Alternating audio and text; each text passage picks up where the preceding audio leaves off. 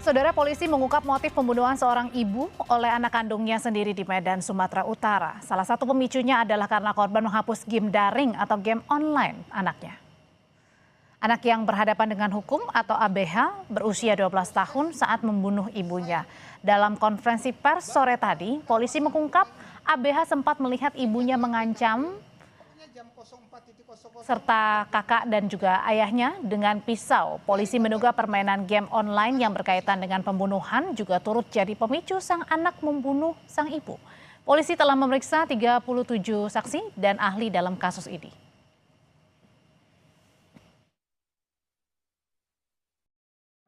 Melihat kekerasan yang dilakukan korban terhadap kakak, adik, dan bapaknya yang diancam menggunakan pisau.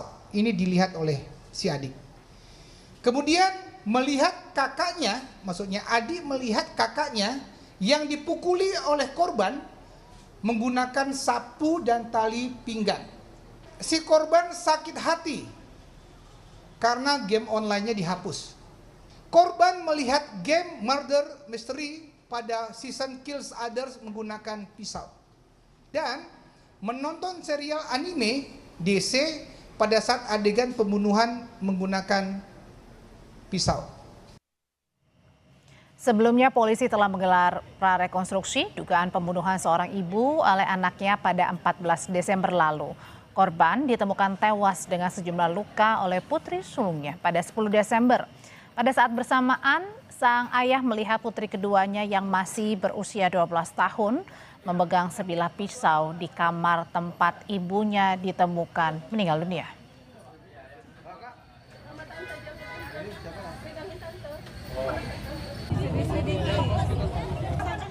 Mengetahui lebih dalam terkait dengan pembunuhan ibu oleh anak kandungnya sendiri, kita sudah terhubung dengan Kepala Polrestabes Medan atau Kapolrestabes Medan, Kombes Jan Calvin Simanjuntak. Pak Calvin, selamat malam. Selamat malam, Mbak. Pak Calvin, jadi kami ingin konfirmasi dulu yang pertama, jadi anak berhadapan dengan hukum ini yang masih berusia 12 tahun, ditetapkan jadi anak berhadapan dengan hukum ini yang masih... Anak berlakukan tindak pidana terhadap ibu kandungnya. Kemudian berdasarkan hasil pemeriksaan, penyelidikan dan penyidikan lanjutan yang berdasarkan scientific investigasi, dengan pendampingan yang ada, baik dari Bapas, KPAI, Peksos, kemudian juga ada dari psikolog juga. Jadi kita gelar, kemudian kita bisa menyimpulkan dan sudah paparkan tadi siang tadi, Mbak. Oke, jadi anak berkonflik dengan hukum ini kan tadi dalam konferensi pers Pak Calvin mengatakan bahwa ada 3 pemicunya, di antaranya anak ini yang langsung melihat pada saat sang korban atau ibunya melakukan kekerasan kepada kakak dan ayahnya, termasuk adalah yang kedua pada saat ibunya ini atau korban menghapus game online milik anak berkonflik dengan hukum. Jadi dari 3 pemicu ini mana yang kemudian paling kuat sehingga anak berkonflik dengan hukum ini akhirnya ditetapkan sebagai tersangka? Saya melihat ada motivasi dan obsesi di sini. Motivasi yang ada, yang pertama adalah memang korban selalu mengancam, bahkan memarahi suaminya, kakak yang merupakan anak juga, dan adik yang saya sampaikan tadi, katakanlah adik. Kemudian ada game online yang dihapus yang merupakan permainan adik itu sendiri. Yang paling dominan membuat amarah tersebut adalah pada saat tanggal 22 November, si adik melihat korban memukul, kemudian menyabat dengan sapu dan ikat pinggang untuk kakaknya di bagian kaki, di bagian paha dan lengan. Ini yang puncaknya. Tetapi kami melihat ada obsesi bagaimana cara si adik ini melakukan hal tersebut, dipicu dengan 2 hal. Yang pertama adalah adik ini tertarik dengan menonton film anime yang ada salah satu episodenya tersebut dilakukan perbuatan tindak pidana dengan menggunakan pisau. Kemudian ada salah satu game online juga, Mystery Murder, dan itu juga yang obsesi pada saat melakukan tindak pidana dengan menggunakan pisau tersebut. Jadi secara motivasi dan obsesi itu yang saya jelaskan tadi. Pak Calvin, tadi kan anak melihat ya, salah satunya terinspirasi karena bermain dan menonton film atau game gitu ya. Nah, apakah mungkin si adik ini ada pertanyaan-pertanyaan bahwa apakah dia sadar dengan apa yang dilakukan?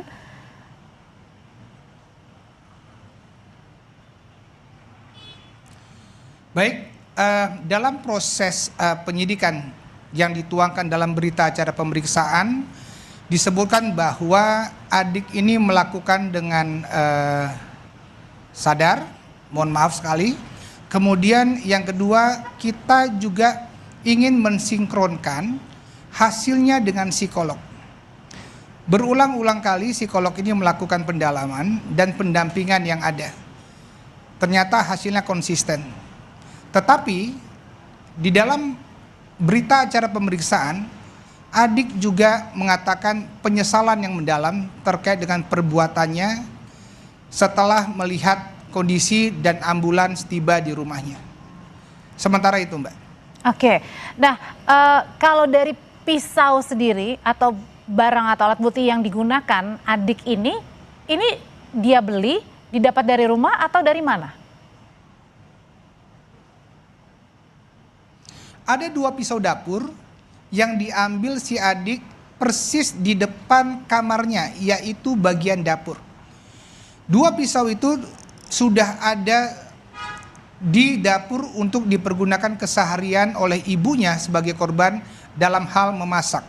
Jadi pisau itu tidak dipersiapkan untuk melakukan tindak pidana. Maka itu pada saat dilakukan lapor terkait dengan pisau pertama yang dilakukan perlukaan oleh si adik, ditemukan DNA di 2 bagian. Di bagian gagangnya itu DNA milik adik dan milik ibunya yang merupakan korban.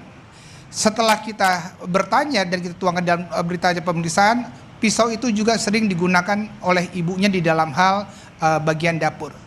Namun di bagian bilah pisaunya, memang di situ DNA yang muncul ada 2.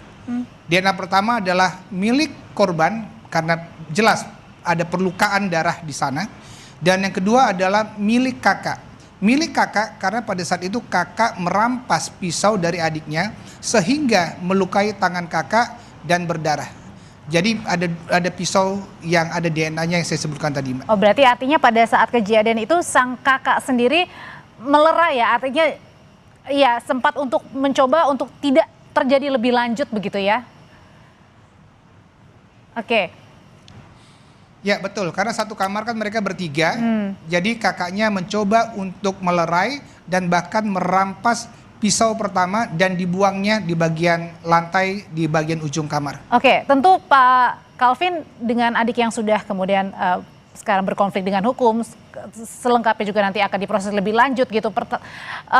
Sungguh ini sangat kita sesali ya dan sangat kita sedih sekali begitu dengan kejadian ini. Nah, tapi kalau ditanya kepada sang adik ini, apakah sebelumnya pernah berkonsultasi, bercerita, curhat dengan kakaknya atau orang lain begitu mengenai tindakan-tindakan atau kerisauan-kerisauan yang dialami begitu sebelum akhirnya membunuh ibu kandungnya? Proses berjalan, penyelidikan dan penyidikan kita mendalami terkait keluarga ini, baik dari sisi adik, baik dari sisi kakak, dan baik dari sisi ayah. Kedua anak ini sangat dibatasi sekali untuk berhubungan, berkomunikasi dengan pihak luar. Jadi memang sangat tertutup sekali keduanya. Kemudian Pak Calvin, yang kedua, mohon maaf, saya potong sebentar. Tidak ada omongan apapun sebelumnya. Mohon maaf Pak, kita potong sebentar, kita akan jeda dulu untuk Ya, mendengarkan kumandang azan maghrib bagi wilayah Jakarta dan juga sekitarnya.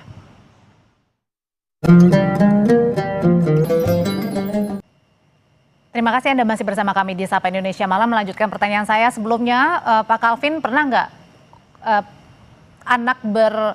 adik ini ya curhat begitu dengan apa yang ia lihat sebelum melakukan tindakan membunuh ibunya, termasuk mungkin kepribadiannya gimana keseharian adik ini? Baik, untuk kedua anak ini memang sangat dibatasi sekali untuk berkomunikasi keluar.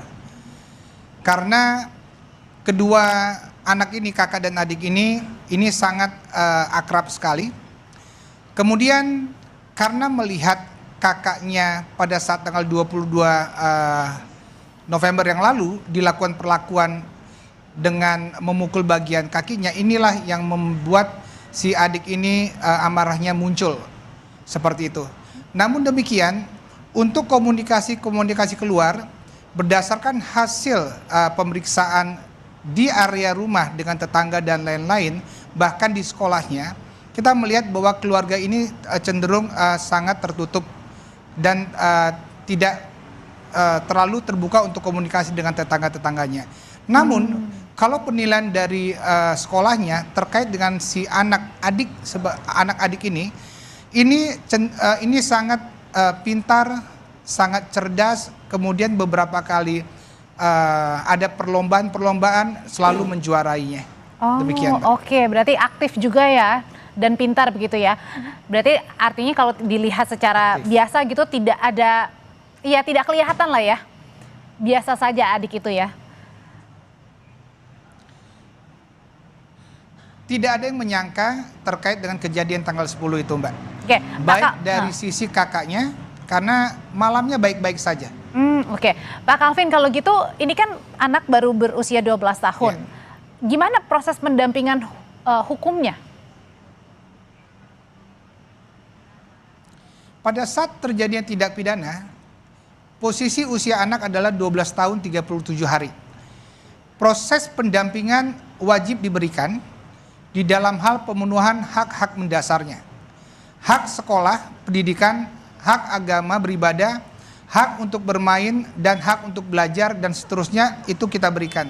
Pada saat tanggal 10 juga, pasca terjadinya tindak pidana, anak tersebut kita bersama dengan pendampingan di dalam hal untuk interogasinya juga diberikan pendampingan. Karena kami tahu betul bahwa masa depan anak ini masih panjang sekali, dan saat ini anak cukup senang berdasarkan ada pendampingan dari Dinas Sosial, KPAI, dan seterusnya. Sudah ditanyakan, ternyata anak ini sangat berinteraksi baik dengan polwan-polwan yang ada di PPA, dan dari gambaran-gambaran yang ada bernyanyi, ya puji Tuhan semuanya berjalan dengan lancar, Mbak. Oke, dengan proses-proses lebih lanjut yang dijalani oleh adik ini, artinya juga memang tidak ada orang lain ya, atau terduga pelaku lain yang kemudian bersama-sama bersama-sama dalam kasus pembunuhan ini. Kami mendalami secara deduktif ke induktif dan induktif ke deduktif. Pada saat kami tarik ke belakang, kejadian tanggal 10, kami mengambil CCTV di tanggal 9 dan di tanggal 8 yang mengarah ke pintu gerbang rumahnya. Dijelaskan di situ terakhir, korban yang merupakan ibunya itu masuk terakhir di tanggal 8 November. Dan sampai dengan kejadian di tanggal 10, pukul 04.00, korban tidak pernah keluar rumah. Yang masuk dan keluar rumah untuk berangkat ke kantor dan ke sekolah itu hanya kedua anaknya dan bapaknya atau suaminya. Dan di situ dilihat tidak ada satupun orang lain selain keluarga inti yang masuk ke rumah dan keluar rumah. Itu secara deduktif yang kita lihat dari luar.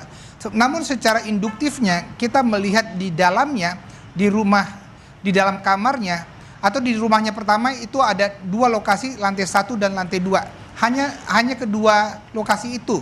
Tapi kita fokuskan yang di dalam kamar, kita melihat pada saat prarekonstruksi kemarin, itu hanya ada 3 orang saja di dalam.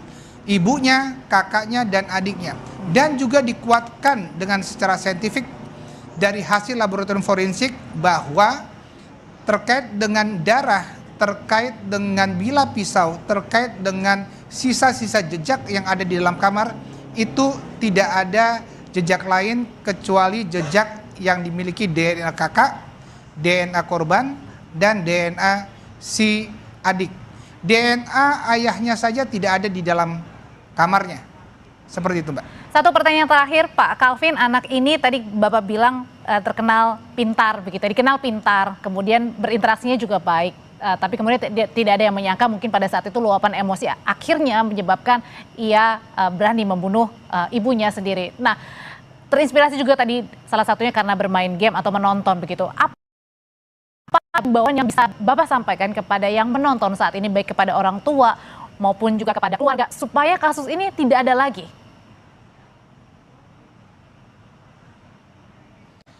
Keluarga adalah bahtera rumah tangga yang harus terbuka komunikasinya antara kedua orang tua dan anak-anaknya. Kita orang tua harus mengetahui perkembangan anaknya, anaknya juga harus bercerita banyak tentang keberadaannya kepada orang tuanya. Kalau ini terbatas, berarti ada sumbatan antara komunikasi di dalam keluarga.